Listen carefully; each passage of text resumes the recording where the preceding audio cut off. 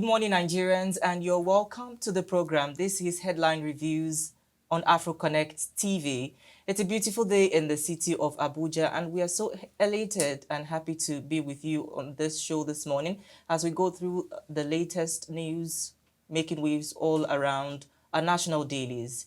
Good morning, Chinatu. Good morning, Adewale. So good to see you too today. Yeah, good morning, Godwin. Good morning, Adewale. How are you doing? It seems you had a very robust weekend. Actually, I wish I could say the same. But with the news going around in Nigeria with this... you'll be really happy. going around with the death of... the killing, I should say, of military service members at Delta State. It was devastating. I'm sure you have the news for us. Yeah, well, it was really a sad one. But then the president, Bola Ahmed Tinubu, has given Nigerian military full authority right now to bring those behind these killings of 12 soldiers and 4 army officers to justice. And the president, in a statement he personally issued on Sunday, vowed his government will not relent until he achieves peace and tranquility in every part of the country.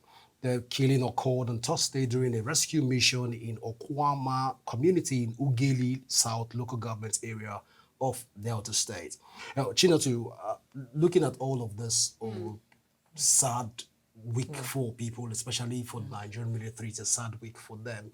And also, we really at this point need to pour out our hearts to the family of those that lost personnel, and also the Nigerian military. We send our condolences to them. It's not really an easy one for you to lose one that has given his life to serve a country. And also, I think the president taking this step right now is the right step in the right direction. Exactly. We hope to see more proactiveness from the path of the Nigerian army, and also in discharging their duty, they should also try as much as they can to uphold peace also, and also human rights in doing this, so that we won't have a reoccurrence of what has been in the past, and be proud of this time, like someone will recall the Warri crisis and also that of the OD crisis. But then we'll keep our fingers crossed that Nigerian army are well trained, they are well equipped, and they will definitely dish out justice in its full capacity. Exactly. Just looking at the issue itself, I think Nigeria is thrown into a national mourning. 12 soldiers. We have 12. Quite a number. 12 people with 12 different families, and you just have them killed like that. I think it's a very devastating... And top-ranking officers, if you like. Top-ranking officers among them. It's a very devastating news. Yeah, and according to the reports that we have, there was a dispute between 2 communities, and these people were responding to the call to come and make peace in that community, and they were ambushed and killed in cold blood. That has to be responded to in one way or another, and I'm very happy the president is also keeping his hands... His constitutional mandate. His constitutional mandate. I'm trying to find the right words to put in a lighter word, because a lot of emotions are flying around right now, and we've seen a lot of comments online that saying they should raise down the community. We cannot do that. We cannot throw caution to the wind. We cannot say that because certain people have died, then you go into a community and kill all the people there. Certain things has to be followed. There are constitutional ways to follow that must be followed through and complete and through and thorough. You cannot just go to a community and say you want to kill them. We've had instances of where military men go into different communities and they raise that down because somebody has, one of their members has been killed. So I think in discharging their responsibility and this mandate that the president has given to them to make sure that law and order is prevailed in that community must be upheld. And I think people that are...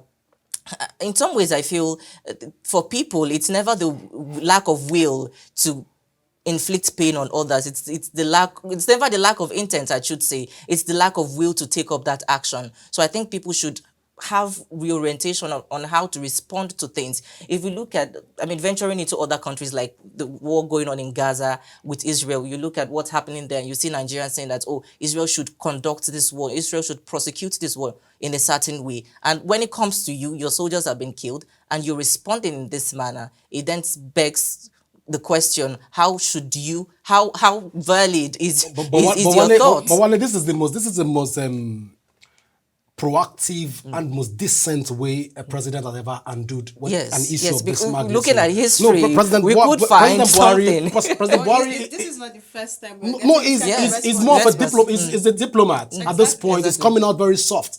to say, okay, bring those that have done this, bring them to book, let justice be served. You know, that's what we said before Nigerian army, Buddha, but now we have a Yeah. decent and more civilized military. They are their structures in the military, it's top notch. And that's why we're keeping our fingers crossed that justice will be served. That's Exactly. what we want at the end of the day. You know, I read somewhere about the whole saga, and somebody said that the community was responding as a means of revenge. And I'm wondering, if this is true, is this how you revenge? So why don't you take the matter to the appropriate authorities?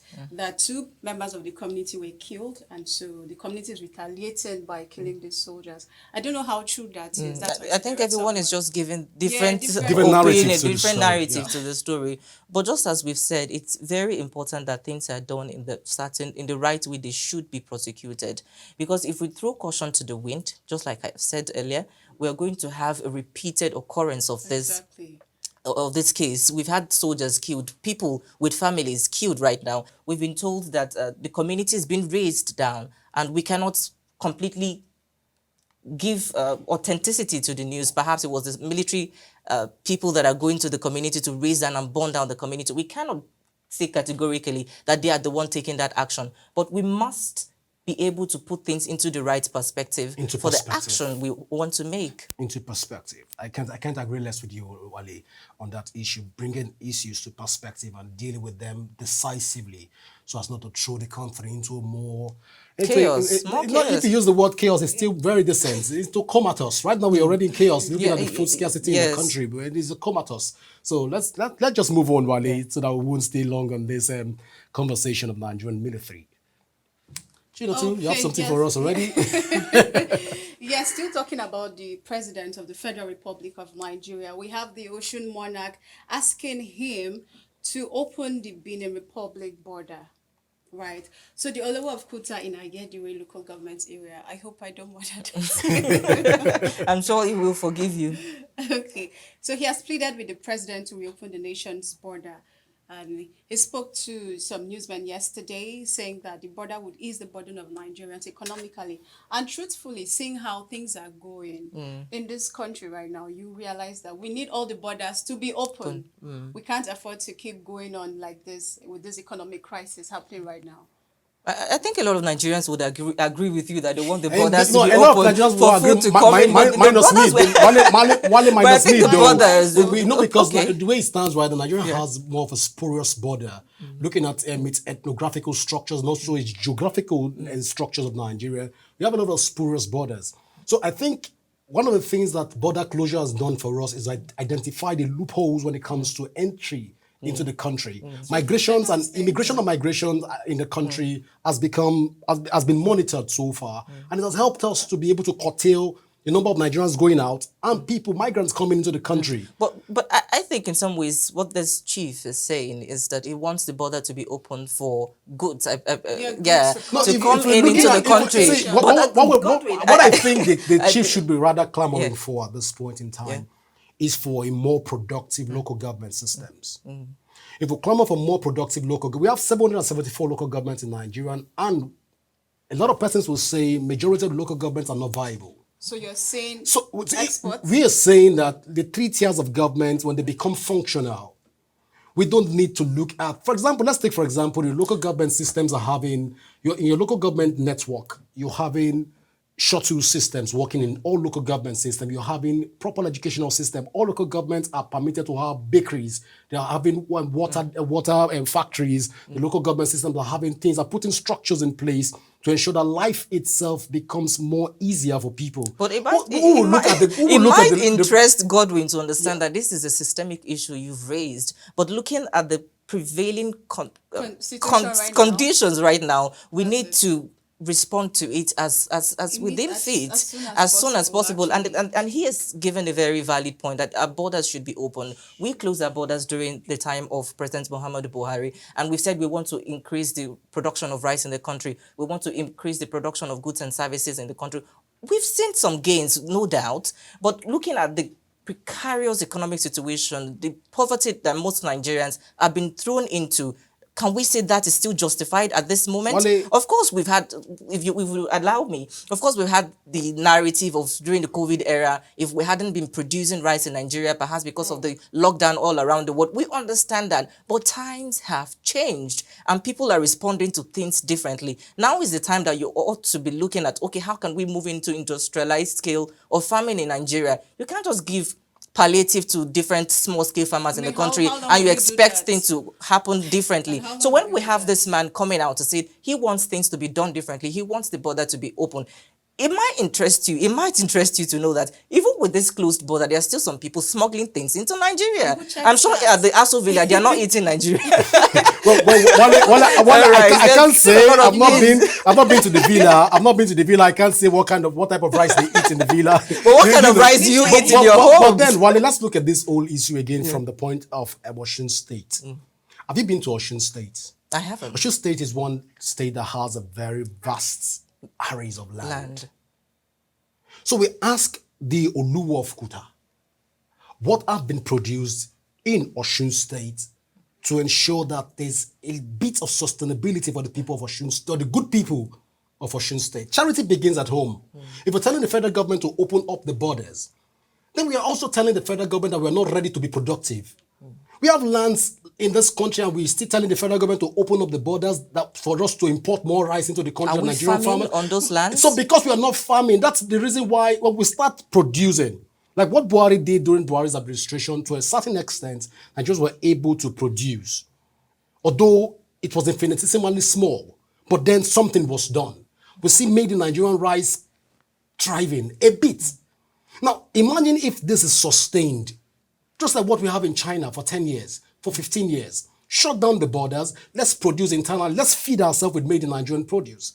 I'm not I'm against surprised this is coming. I'm surprised this is coming from. I'm surprised this is coming from a traditional ruler. I think if we telling people, listen, if we're telling people to take this pain, I think the president said small baby steps of pain, whichever way he tried to phrase it. But if you're telling people to take this pain for a year, for 2 years, for a decade, 10 years, or even a decade and a half, 15 years, what is the guarantee that at this end of this pain, there will be a change? What are the measures that are being put in place right now to make sure that we have abundant food? Food security is an issue. It's a big issue in this country, and we need to look into it. You mentioned China. China is one of the largest, China is one of the largest buyer of food. They didn't start yesterday. Even as much as they grow a lot in their country, they still buy outside. What's the population of China? China has 1.4 billion people. And we have increasingly 1.4. we have about 200 million Nigerians. We're not even sufficient enough. Sufficient What I'm saying is, Wale, let's not get it twisted.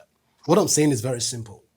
Let the Oluwo of Kuta, if he can, let him aid the government to be more productive instead of asking the government to move to open the borders. I honestly do not want to believe that nothing is being produced in Osun State. Is the question now should be, are the people of Osun getting the support from the government with the little they are producing? Because what's the system? What's the support system they are getting? We can always say, oh, let the government do this, but the one that have been done, what is happening? It's as good as asking what did our forefathers, how did they sustain? How were they able to sustain themselves? This is an ending question that we're going to ask. Well, we need to bring the government of Osun State. I think it's rhetorical. We need to bring the Oluwo of Kuta to be able to delve into this conversation. In your earlier analysis, so we can get perspective of what it means by all of the. Just like you mentioned in your earlier analysis, looking at the systemic issue in Nigeria, we also need to. A lot of people just.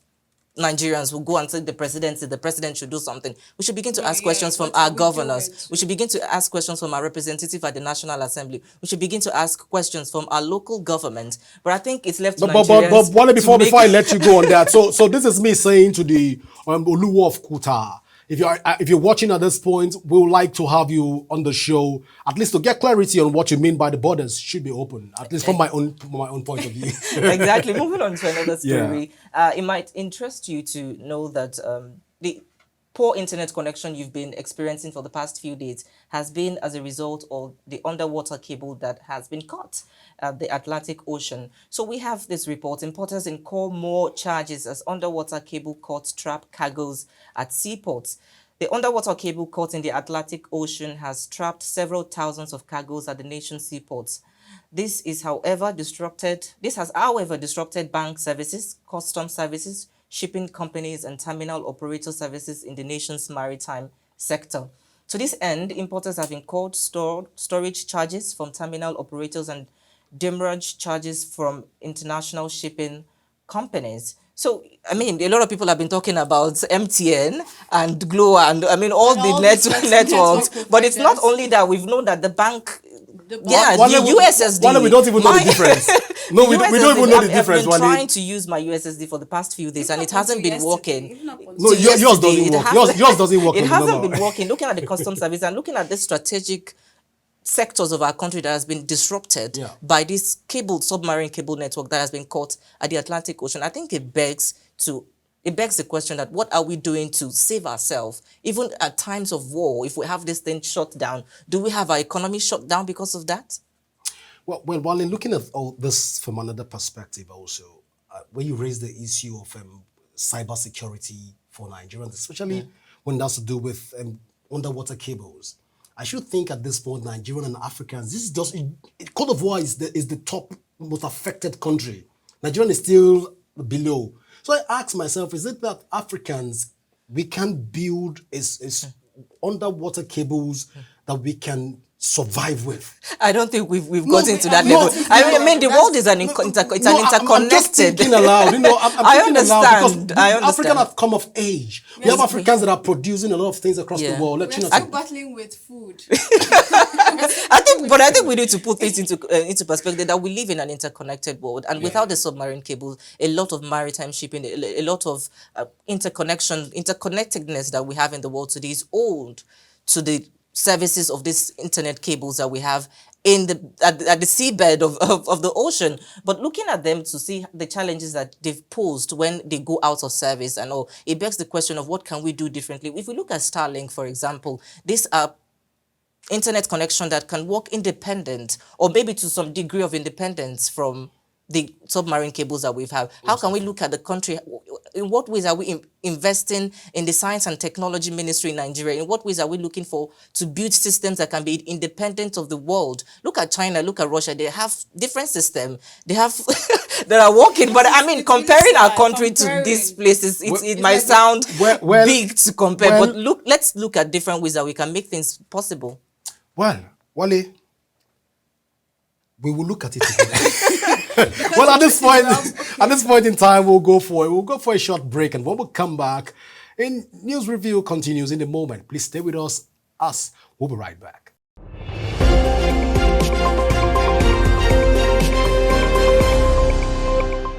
Hello and welcome back to Headline Reviews. Right now we're looking at other pressing issues that are burning in the country, and this has to do with the issue of budget padding, Wale.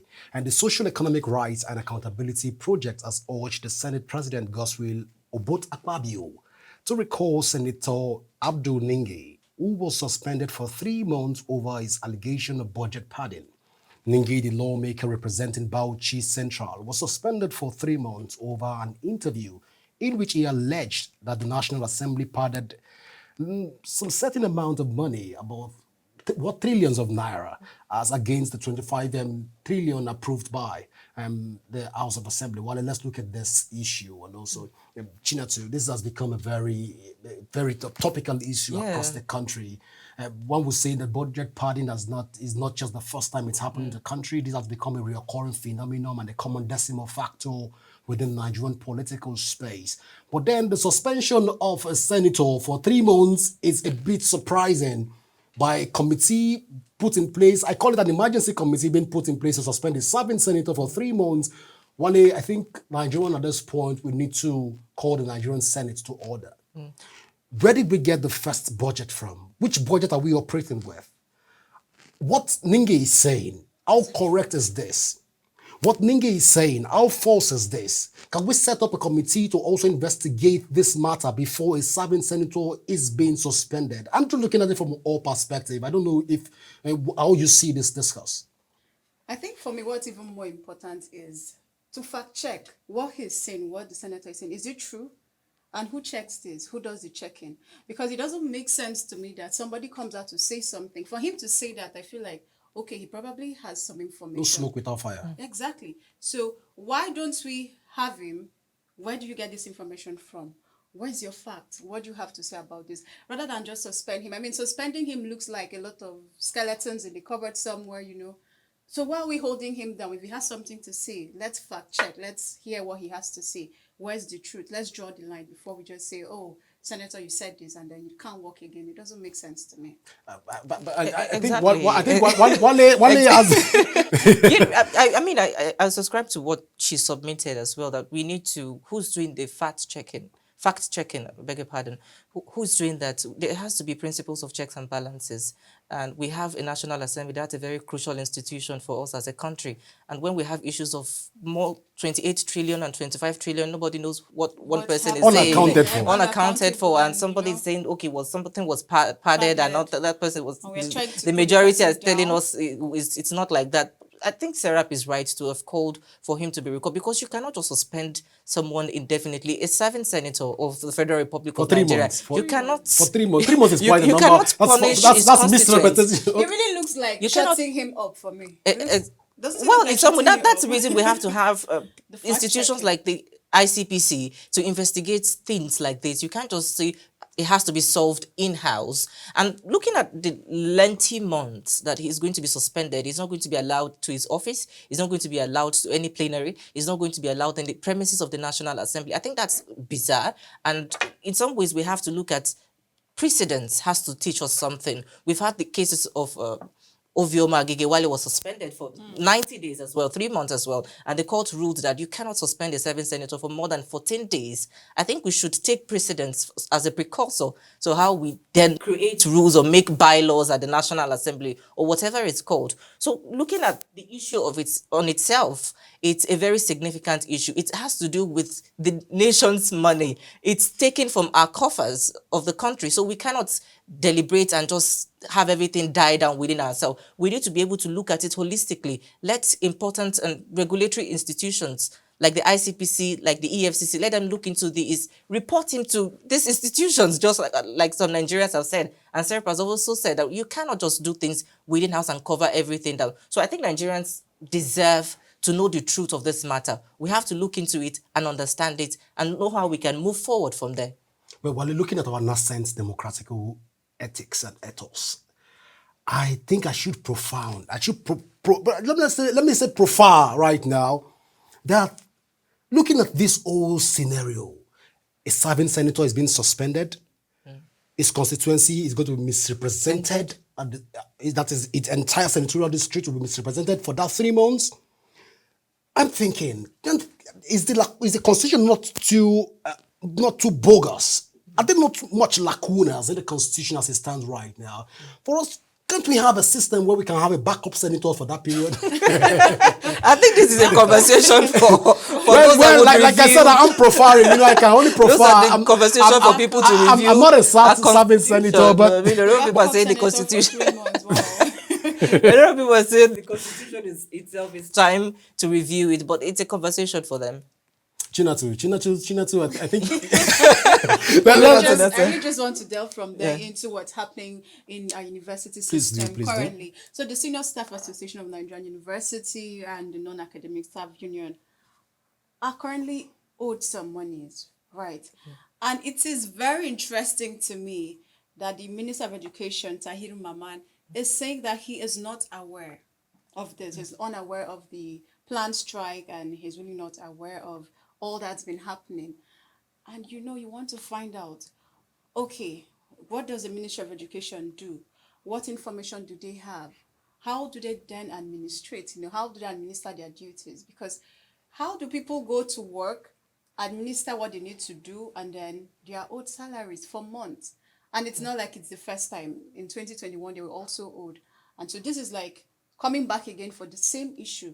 How do we now want our students in school to go to school and listen to teachers? We are talking about people undergoing sorting in school. It's issues like this. When the lecturers are not paid, how do you expect them to, take care of themselves, take care of their families, and go to work with a cool head without asking for sorting, without asking for bribe? So if we want balance, we have to understand that lecturers, students, everybody needs to be taken care of. So I don't know why the Senior Association of the university would still be owed till this point. This is a very dicey period. Nobody should be owed their salary. Exactly. I think it's a conversation that has been happening since 2021 Yeah. during the then administration of The Muhammadu Buhari. No work, no pay policy. And after that, we've seen ASU, the Academic Staff Union of University, being paid the salaries that was withheld Yeah, I at read that that. time. But looking at SANU and NASU, are we saying because these are non-teaching members of the universities, they also hold crucial, important position at the university, the administrators of the university. We have cleaners in there, we have messengers Auxiliary in there. staff. We have Auxiliary staff. diverse You can call them. people working in that sector. So you cannot deny them their legitimate rights. It is in the Nigerian constitution that as long as you are a member of this group, you have to be paid. Nonetheless, whether you work as strike itself is a constitutional action that can't be taken by these people, and it has been taken. So therefore, they have to be paid their money. President Muhammadu Buhari is still my President Tinubu has said that these people should be paid their money. Now they are going on strike. They've said they've written several letters to the ministry, to the people in power, to say, we've not been paid our month for this so period. We've seen ASU being paid their money. You see your sister organization being paid your money, and you've seen yourself being relegated with the same fight that you're trying to plead for of the federal government. So I think their action is justified, but nonetheless, the government has to look into it. The Minister of Education that says he doesn't know about it, I think now is the time for him to know about least it he knows and about take it action. now. Now is not At the least time he's to listening to push us- he's listening blame to us all at the moment. around. It's time to look into it holistically and see what they can do differently. And also the Minister of Trade, Labour, everybody has to put their heads together to solve this issue. But Wale, this issue that we're looking at from the surface is a sad issue. It is. It is painful. It is paining me as I'm talking, Wale. No, put yourself in this people's shoe. They've worked and they've not been paid. It's sad. It saddens. We're playing the politics of prebendelism and patron clientelisms. We're playing the politics. No, look at it from this other perspective also. We have a form of Mephistophelian Kabbalism in the educational sector. How can a serving minister say that he's not aware? So one begin to question the fact that what does the minister knows? If he is not aware that salaries are not being paid, on whose desk and whose mandate, whose signature it goes into the payroll for people's salaries to be administered. It's sad. These people have families to feed. They have responsibility to shelter and other things. Let's look at this all. It's sad. Wale, Exactly. I for think me. it calls for the question of due diligence and the governance. Yeah. But that's a conversation that is continuing to be unending. And I think we cannot exhaustively go Most through definitely. that today. But we're calling on the federal government of Nigeria to look into that matter, to make sure that our students are not being grounded because of the strike of SANU and NASU. It's been a wonderful conversation so far. Thank you for joining the conversation this morning, Chinatu and Thank Godwin. you, Wale. Yeah, Had a good Wale, time. it was fun. And thank you to our viewers at home. We can't do this without you. Afro Connect TV is where you can get all the latest news, reviews that we bring to you every day of the week. My name is Adewale Olashopo. Do follow, like, and comment, and join the conversation on all our social media platforms. Until we come your way next time, I'm Adewale Olashopo.